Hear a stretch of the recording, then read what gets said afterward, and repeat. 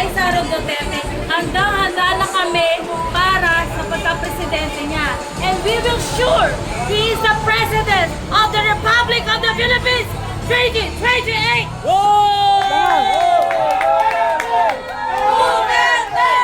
Duterte!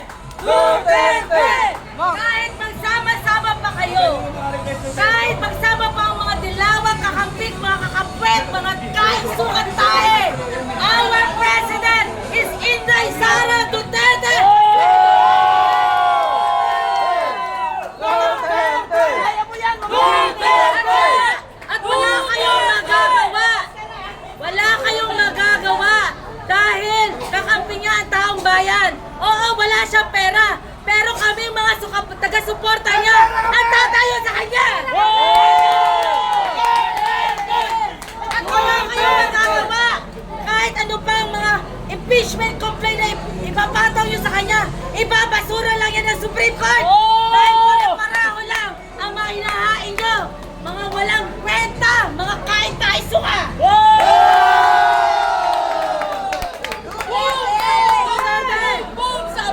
Ano ang sabi ni Inday Sara?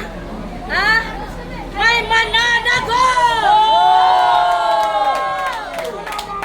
Lahat ang umapi sa mga marilitang Pilipino, lahat na nagnakaw ng kaman ng pera ng bayan, lahat mananagot. Sabi ni Inday Sara Duterte, ang ating presidente, hindi siya gagante, pero may gagawa sa kanya. Yun ang Vice President niya. Secret, alam mo yun. Alam mo! Hindi pwede reveal. Yes, Panateros. Alam ko yan, La-Arnie! Ma'am La-Arnie! Labas We kita! have to protect the Vice President yung nirecruit niya. And the time come, i-reveal yun ni Madam Inday Sara Duterte. No, we already know who he is! Dahil isa siyang abogado! Alam nyo na yan! Yes! At si Inday Sara Duterte, kailangan na natin tulungan ang ating presidente, si Inday Sara Duterte, sa ating mga social media platform. We have to start now. Kailangan yung tulong natin dahil wala tayong pera. Pero kasama niya ang taong bayan! Duterte! Duterte! Duterte! Lagot na naman ako sa nanay ko. Pero ginagawa ko to para sa Diyos, sa bayan, at sa pamilyang Pilipino! Ang presidente namin, si Inday Sara Duterte! Duterte! Duterte! Duterte! Kaya kahit magsama-sama pa ang mga nilaman, kakamping, kahit ano pang kulay nyo! Dahil hindi natatakot ang isang Inday Sara Duterte! Wait lang, parang flip-top na to ah. Sinabi niya yan sa interview niya sa Banateros. Sabi niya kahit mag-isa lang siya, nakita niyo naman, hinapi siya last year. Tinumog ng mga buhaya sa Quadcom, pero nanindigan siya. Wala silang nagawa. Nakatawid siya sa mga batikos nila. Binugbog, tinapakan, pero tumayo. At ngayon, naninindigan sa sambayan ng Pilipino.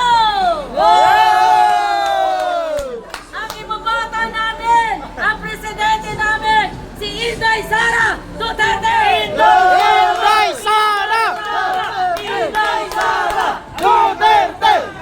Inday Sara! Duterte! Inday Sara! Duterte! Inday Sara! Duterte! Sabi nila na sana ang mga trolls, ang mga bayarang vlogger, ang mga bayarang vlogger. Ito nga masasabi ko sa inyo, kilala ko kayo, never ko kayo binanggit sa mga live ko, pero ngayon babanggitin ko kayo.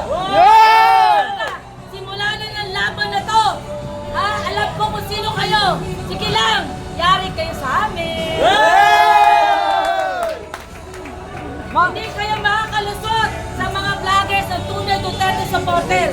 At malakita namin kayo sa mga rally, kakausapin ko kayo.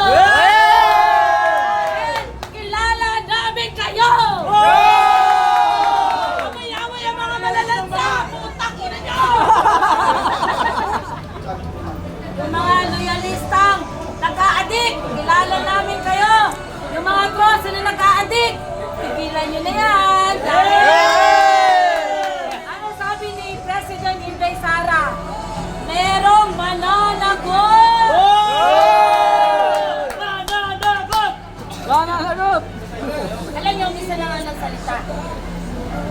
Dahil, ito na yung ating pag-asa. Dati kasi, parang wala nang pag-asa, di ba?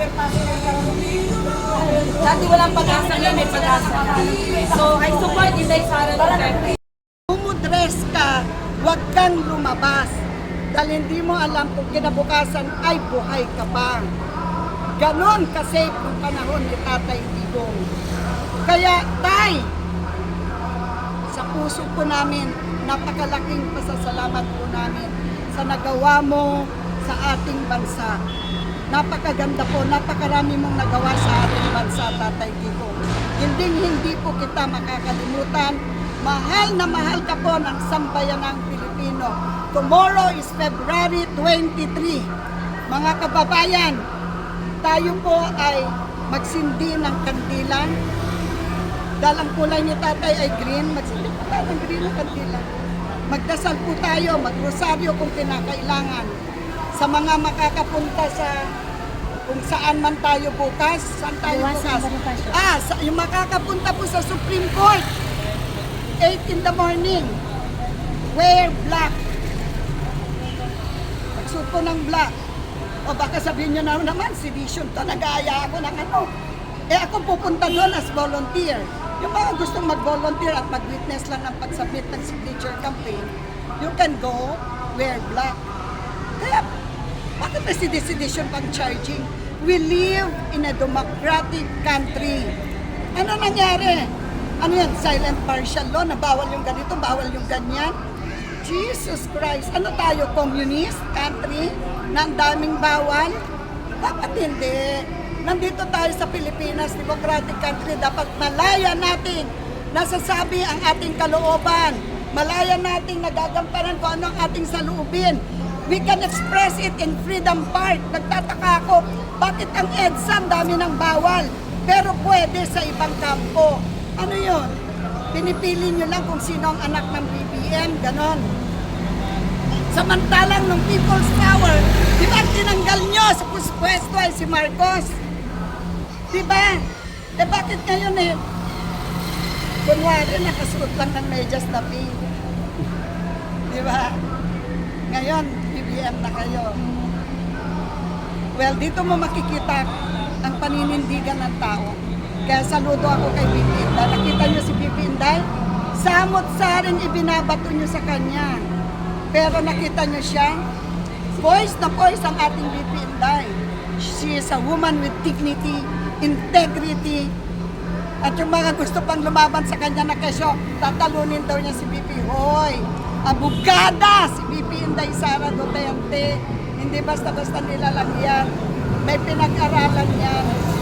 At hindi nyo maaabot ang antas ng dami ng nagmamahal na mamamayang Pilipino sa mga Duterte. Isa po ako doon. Kaya tignan mo, lagi ako nakakinig. Hindi po yung naloloko. Hindi ako naloloko. Diba? Hindi ako naloloko noon. Kasi hindi ko dinudiyos, kundi naninindigan lang ako kung ano ang tama. Kaya doon ako sa tama. Tama ang utak ko, hindi yung may tama ng droga. Ano masasabi mo dun kay Jam Magno, ma'am? Na Ayun hindi nga niya yung supportado sinasabi si ko. BP Mas matalino daw siya kay Mas BP. Yun nga yung matalino. sinasabi ko, siya yung tinutukoy ko. Diyan Nagis ko na. Lord. Di ba sinabi na nung isa, anong sabi